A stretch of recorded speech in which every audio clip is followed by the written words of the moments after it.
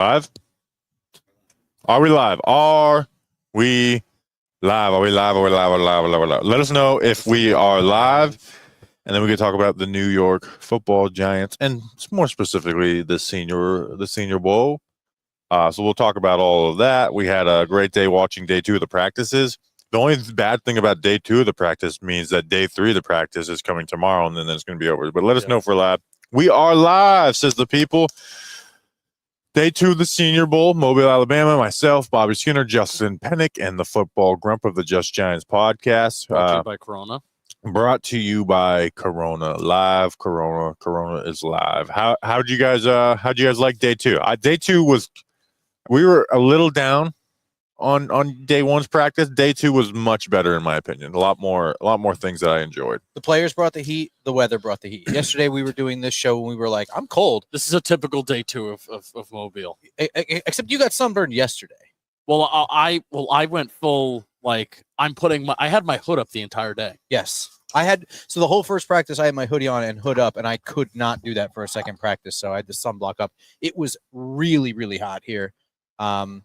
And the players, a couple guys left because of it, it looked like. Research Rick was here. He thought a couple of people walk off with what looked like cramps or something like that. But the players brought the heat anyway. This was a much more lively practice. Yeah. Some say they bring the boom.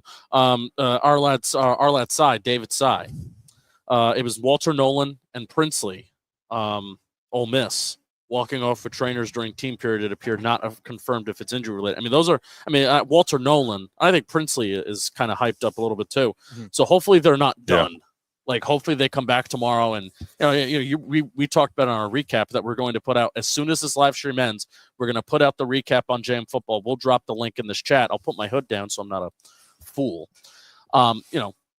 We hear like other, and I could say this now that everybody's gone. We hear other media people that are sitting on this radio row being like, "Oh, well, I hope this guy doesn't come back tomorrow." No, like why wouldn't you want a good player to come back tomorrow and practice and watch him again? Isn't that kind of crazy? Yeah, last year that became a thing where it's like, "Oh, this guy doesn't practice." He doesn't need to. It's like, no, don't you want to selfishly watch this guy? I think that's because last year was the first year. I think last year was the first year where there were not just seniors here.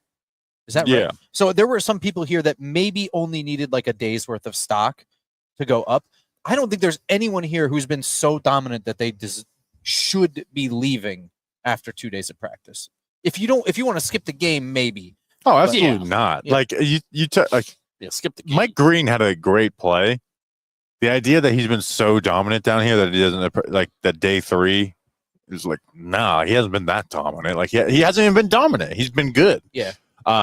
Like I'm trying to think of like some dominant performances that we've seen down here, and that hasn't been it. He had one of the best plays I'll ever remember in Senior Bowl history since being for 5 years. But dominant, yeah, I'd be disappointed if he didn't. Quinyon Mitchell is somebody who deserved. Yeah, Quinyon Mitchell. That's a guy who had a dominant first 2 days. Yeah, I've never seen somebody like you watch him practice, and it's like, yeah, you're just going to be good.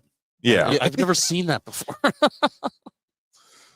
Yeah, so that was Mike Green had a very good day, but again, I hope he practices tomorrow. Let me coming off of a day where he did not have a great day yesterday. He was okay. Let me add, Quinyon Mitchell makes me think this and ask this. Has there been anybody that you've watched for the first 2 days? Like Quinyon Mitchell, like I watched him for 2 days in practice, and now this is a high bar, and I'm like, you're just going to be good in the NFL. Has there been anybody yet this year that's done that for you, where you've watched them and you're like, you're just going to be good? That I can say that with full chest confidence? Yeah. No. Okay. But there have been guys who have strung together 2 very good practices. So like maybe Quincy Riley from Louisville, the corner. Mm-hmm. But he's even like viewed as a 4th rounder guy. Yeah, I'm he's rising. Thinking like a guy who's like, this is a top 20 pick and it won't be wrong kind of guy. No, like Quinyon Mitchell coming into this last year, to keep using him as an example, that was their guy that's like, all right, well, maybe you're a back end of the first round pick, right? And now it's like he comes to your Senior Bowl, and it's like, oh, we're talking about, are you the best defensive player in the draft? That's the difference. So, yeah, there's again, like you mentioned, Mike Green looked really good. Walter Nolan, the defensive tackle out of Ole Miss, has looked good, but no, there hasn't been that one single dominant player here, right? I kind of want to if you ask someone, if you ask people who the most dominant player was down here, you'd get you get 10 different answers from 15 different people. Some people might have said last year Lad McConkey, like he did have a really really good week. And that obviously did translate well. But yeah, I agree with you guys. I think it's a really important point because we come down. A lot of people come down here. There's a lot of people that show up to this. They all do pre-work on some of these guys, and you know this because they come up and they're like, "Oh, you're gonna love this guy from this school at this position," and they've done all this work, and then they'll see like one good play, and they've just built this idea up about someone. It's like, I don't know, man. He may not go in the first 2 rounds. Mm-hmm. You know what I mean? Like, there's not a lot of sure things down here often. Can we talk about quarterback? Yes. That's why everybody comes here. Yeah, this has been a disappointing QB week, and I wasn't expecting to come out of this and been like, I really want Jalen Milroe in the second round or Jackson Dart in the second round. Was not expecting that at all. But I was hoping to have to like temper my excitement for one of those guys, right? Have one of those guys have a performance where I have to tell myself that it's just practice.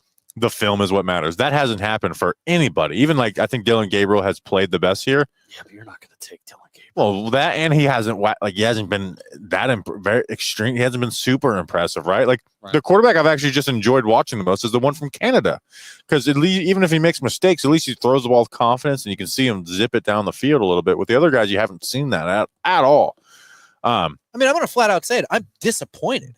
I understand, like, not expecting to be wowed by Jackson Dart or Jalen Milroe or whatever, but to be, let me just flat out say, like, just not impressed. I've not been impressed. Not doesn't mean that they've been horrible, but I'm not.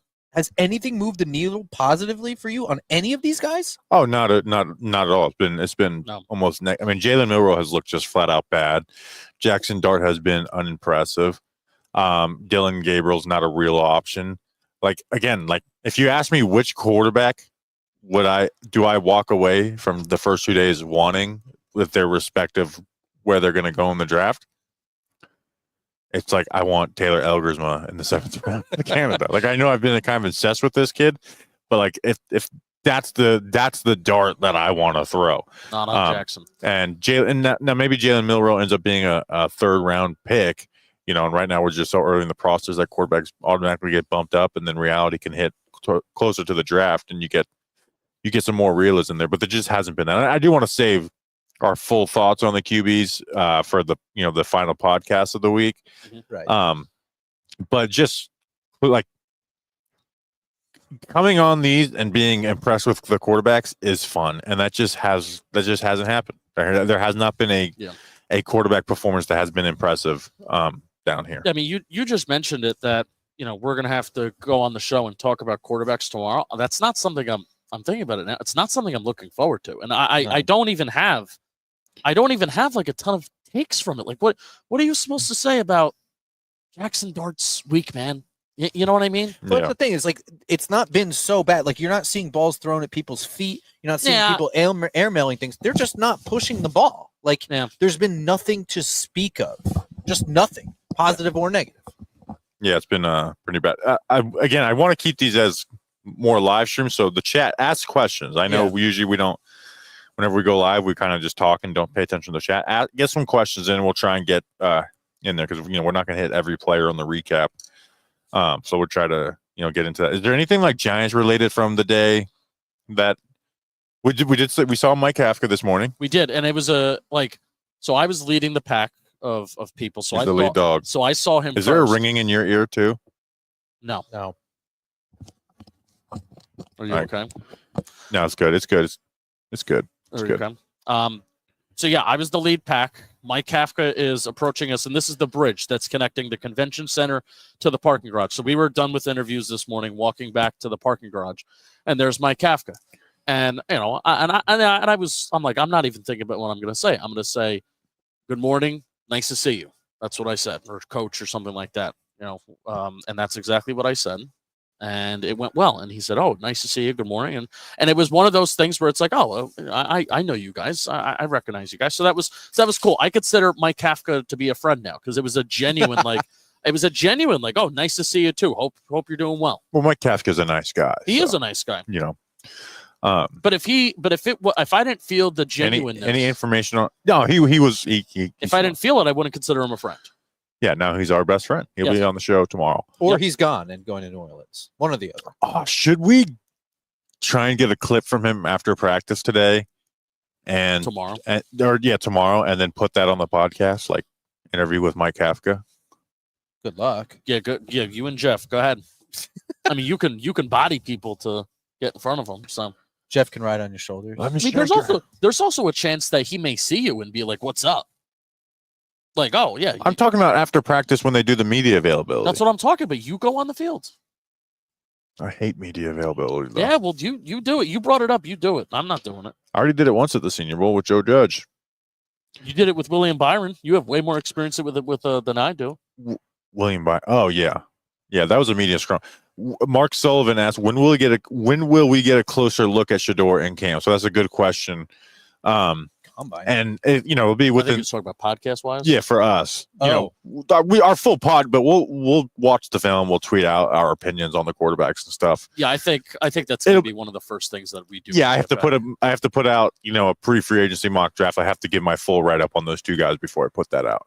Do we want to talk about what we've? Yeah, so that's exactly what I wanted to talk about. Is something we kind of noticed today. Grump was that there is something that kind of pops as like this guy's worth it, and who is that, Justin? It's Corona. Oh, I got them. I do have something we'll talk about after this. Yes, no, we have obviously more to talk about. But today's live stream and our Senior Bowl trip is sponsored by Corona. You know what I always try to be? Guess what? A fan that never loses. And here's what I mean. We all know the New York Football Giants don't win every single week, but even when they lose, I'm still loving the game, and I'm loving the game because I'm here in Mobile, Alabama. It's heaven on earth. Because whether it's a big deep ball that we've barely seen, or some third and short conversions, which I guess we have seen, or just a great tailgate out in the parking lot, there's always something to cheer for. And the best beer to pair with awesome moments. How about Corona? How about it? Corona is all about finding the maximum amount of joy within every moment of the game, win or lose, at home or on the road. It's perfect. It's the perfect beer to go along with watching football and all the moments that come with it. So cheers to everyone who loves the game beyond the scoreboard. Corona, for the fans who never lose. Get yours at ordercorona.com for 21 and older. Relax responsibly. Corona Extra Beer, imported by Crown Imports, Chicago, Illinois. You will be glad you did. So glad you did. Everyone has watched some of Shador Sanders. If you're a football fan, whether that's the BYU bowl game, some others, right? Like you've watched them, right? And we try to take our takes extremely serious on this pod, so we don't watch those games and like I think this guy's a franchise quarterback, or I think this guy's a bust. What is worrying me though is that we talk to a lot of people down here, whether it's evaluators, whoever. We talk to a lot of people down here, and I kind of had a moment today where I said to Grump, I was like, you know what has not happened? Anybody saying anything nice to us because they know we're Giants fans about Shador Sanders. Everything's been negative. Every single person who has talked to us about Shador Sanders has been quite a bit. And it's about his game, right? Yes, his only game. about his game. Only about his game, which I have as of right now. Before I've watched him, I have way more questions about his personality and some not even off the field, not off the field, but just who you are as a quarterback and as a leader. I have more questions about that than on the field as of right now. There has not been one nice thing said about Shador Sanders, right? After all of them, there's some people who were at the Shrine Bowl and stuff, and obviously didn't practice there, but I was kind of shocked because I was telling you, I was like, this is draft people. Right. And what do draft people try to do? Talk about quarterbacks. Quarterbacks being good is good for their business, right? If there's quarterbacks, that's what makes the money, right? It's why we put the quarterback on the fucking thumbnail, because that's what people want to hear. That's why people are going to watch the NFL draft. The year that Kenny Pickett was, the only quarterback taken in the first round, that was some of the lowest rated. That was like the lowest rated NFL draft in years. Yeah. Guess what? Our quarterback draft preview, or what draft preview is going to be the most viewed? The quarterback. It's like there's so much for these people to want, and no one says anything nice. It's unbelievable. So here's the thing.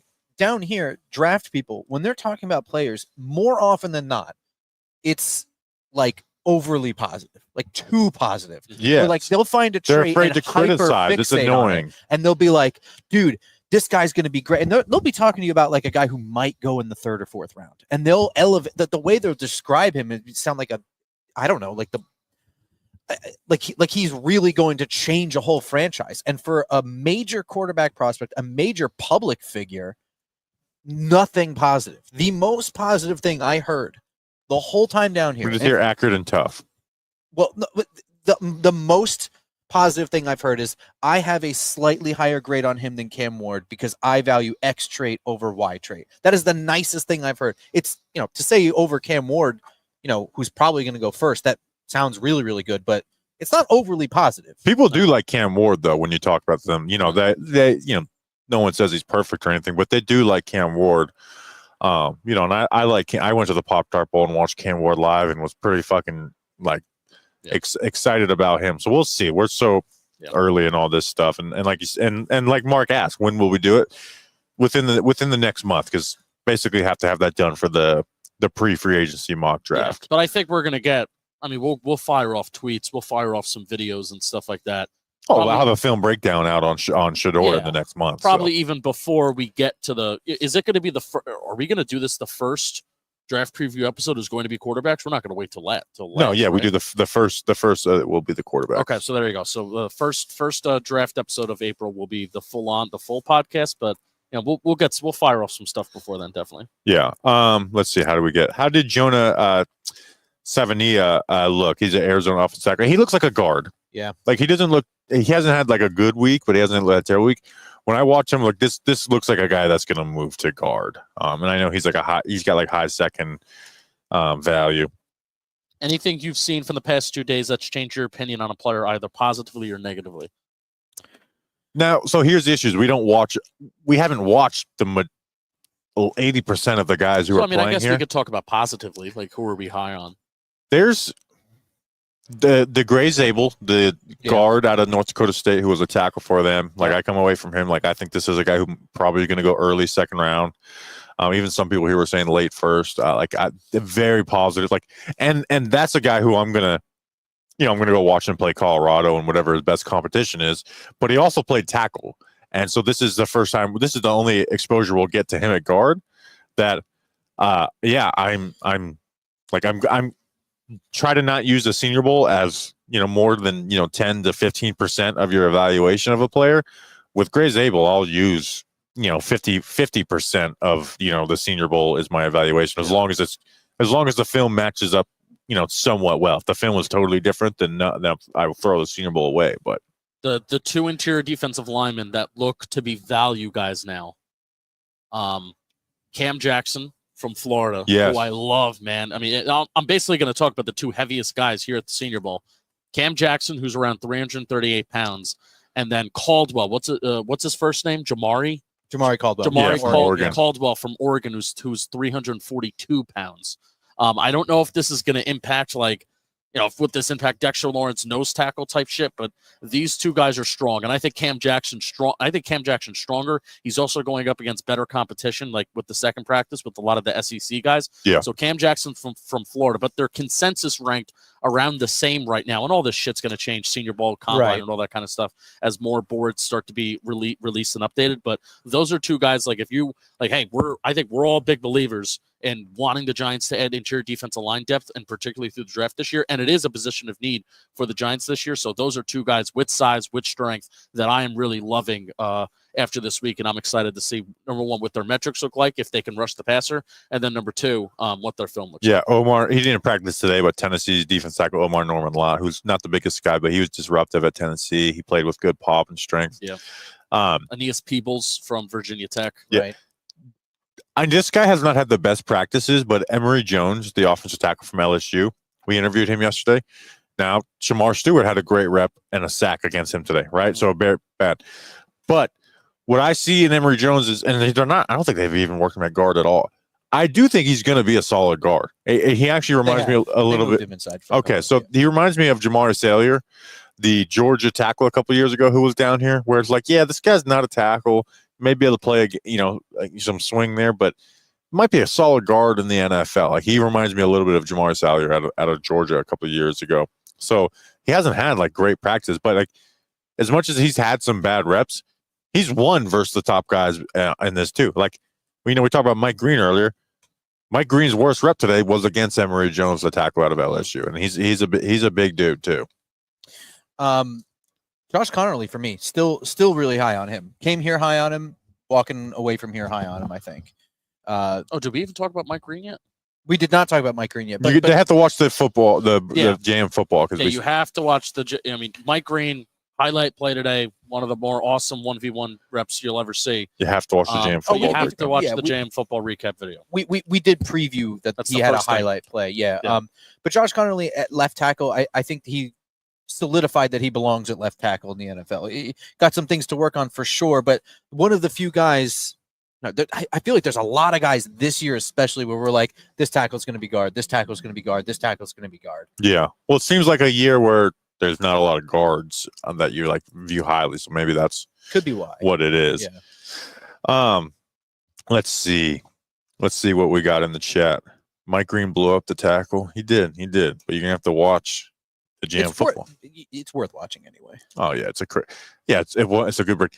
That rep is just nasty, dude. Yes. Like I'm gonna go back to our Airbnb and watch it like over and over again, just watching him blow up Josh Connerly. I was one of the first to put it out, and you can hear me yell, "Oh my goodness gracious!"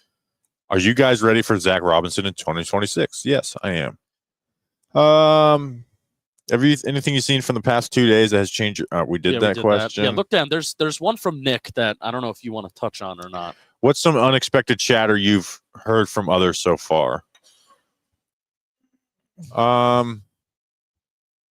the lack of chatter on Shedeur Sanders, I think, falls in that category. Yeah, we talked about that. We talked yesterday how I'll say this: people don't like Mike Kafka's practices. Okay. Yeah.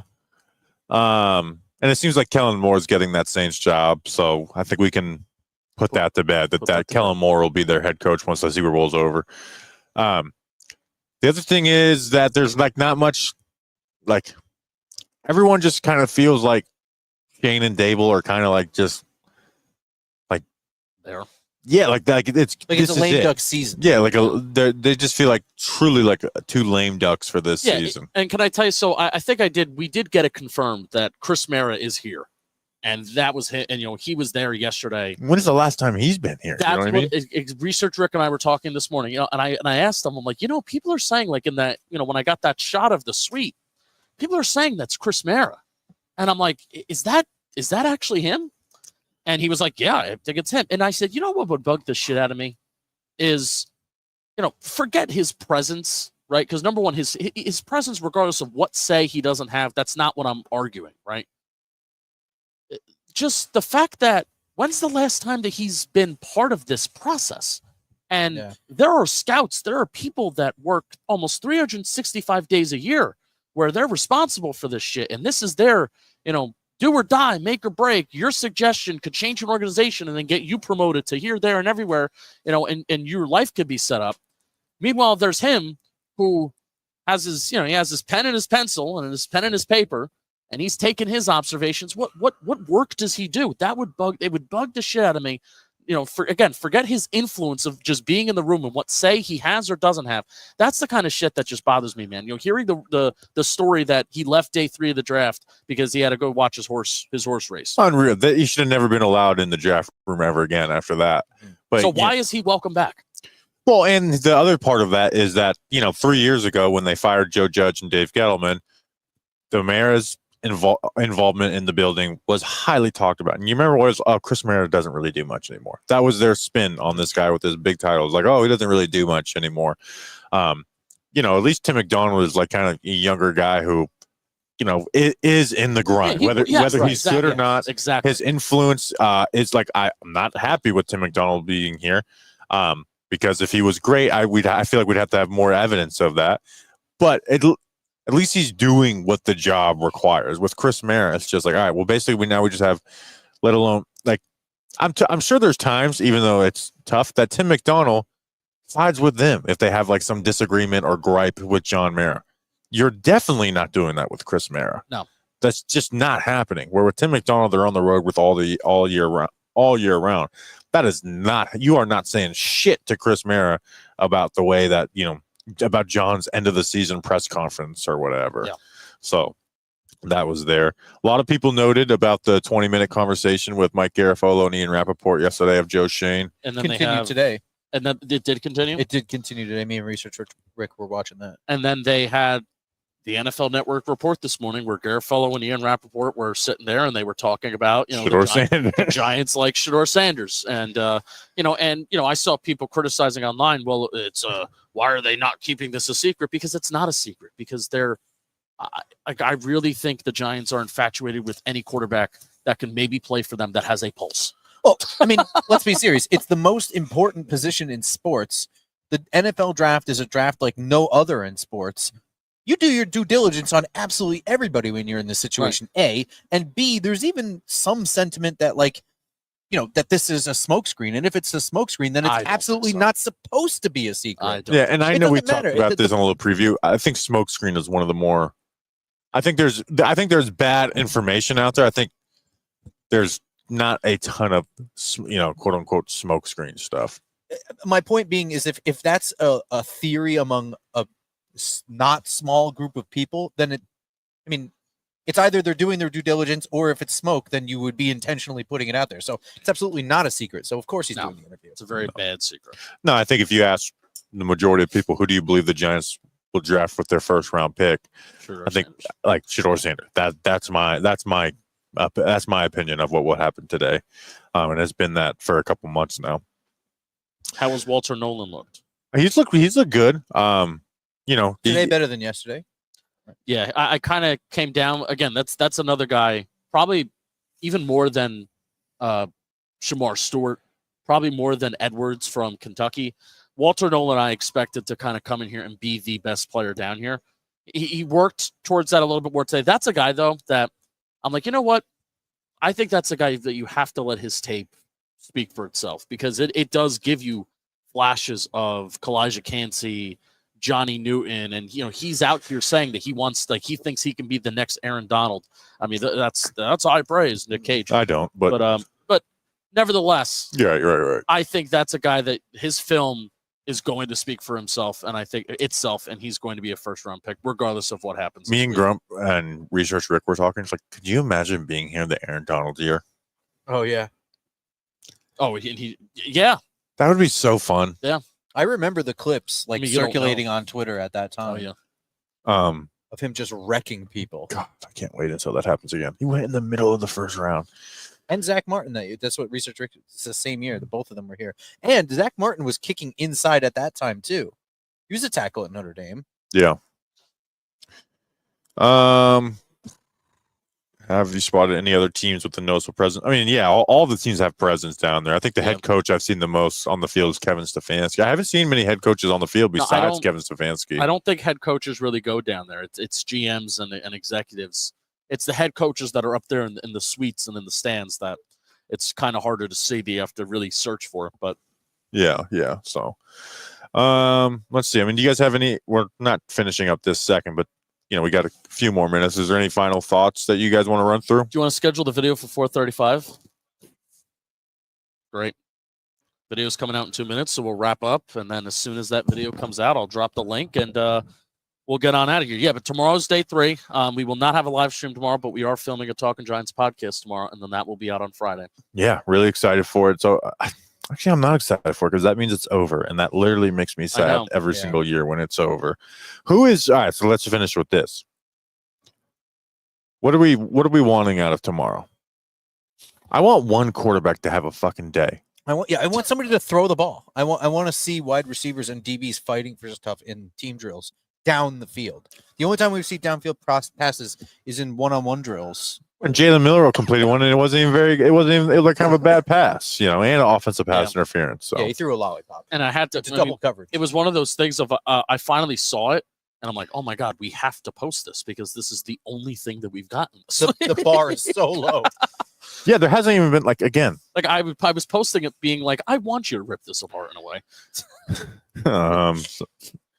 So someone asked cookout. I think we're gonna go hit a barbecue joint tonight. I thought we were doing the Mexican restaurant again. That's tomorrow. Oh, but we did do it last night, and it was everything we thought it would be. Just amazing. Dude, it's literally the best. And I have I'm a Mexican food guy. Florida has a lot of good Mexican restaurants. I've been to some great ones, and it's so much better than anything else. I agree. It's not even. It's just. It's not like, oh, this is everything. Their chips are better than every place else. It's just everything is better. Like it's legitimately so good. It's like I won't tell people about it. Now I think all these bougie, NFL draft people want to go. They want to go to downtown Yeah, they're Mobile. all in the city. Yeah. Well, we're in a fucking the parking lot There's that has tinfoil on the doors, on the windows. Yeah, just how you know it's good. There's like a little TV like this big playing sports like in the corner. Yeah. And it's like in front of a Dollar Tree in a strip mall, and it's just the best Mexican food of all freaking time. We can't leave yet. We can't. I really want to freaking go right now. Dolphins is a great restaurant in Mobile. A lot of ads for faces. Nothing but love to my Giants fans. The Mexican food in Chicago is fantastic. I bet you it is, Rodney, but it is not better. Let me just say the name for our listeners. No. It's Did it go public, Jeff? It's La Cocina on Airport Boulevard. Because Grump, you got to get these people. They stay to the end. You got to give them a little reason to Here, congratulations! If you're ever in Mobile, Alabama, go to La Cocina on Airport Boulevard. It's in the parking lot of a Dollar General. And now someone will clip it, and someone who didn't watch any of this will. I don't think it's just going to go viral. Some guy with. All right, the recap is live right now. It's a quick, high and tight, 27 minutes. It's called "Watch This or Else." Because if you don't watch it, then I'll be sad. I will scream, and maybe we'll never come back. When that's not true, we're coming back. We will never not come back. But give us a reason to want to come back. Yes. Do not Actually, if it doesn't do well, we may never come back. I don't know. You never know. That's not even a joke. So watch it, like, comment, subscribe, send it to a friend too. How about that? What may happen is Grump is the only one that comes down here, and we're having to just stream in with Grump from his hotel room or whatever. We'll StreamYard it. So yeah, there you go. Watch this or else. Oh my goodness gracious is something that I say often when a defensive lineman puts an offensive lineman on their ass. There's the day 3 recap. We appreciate you guys. Do you want to wrap this up? Yeah, we'll see you guys again tomorrow. Again, check out the recap. Final Talking Giants from Alabama will be recorded tomorrow on patreon.com/Talking Giants. We'll have the recap, individual day recap on Jam Football. We appreciate you. We'll see you. Until then, let's go Big Blue.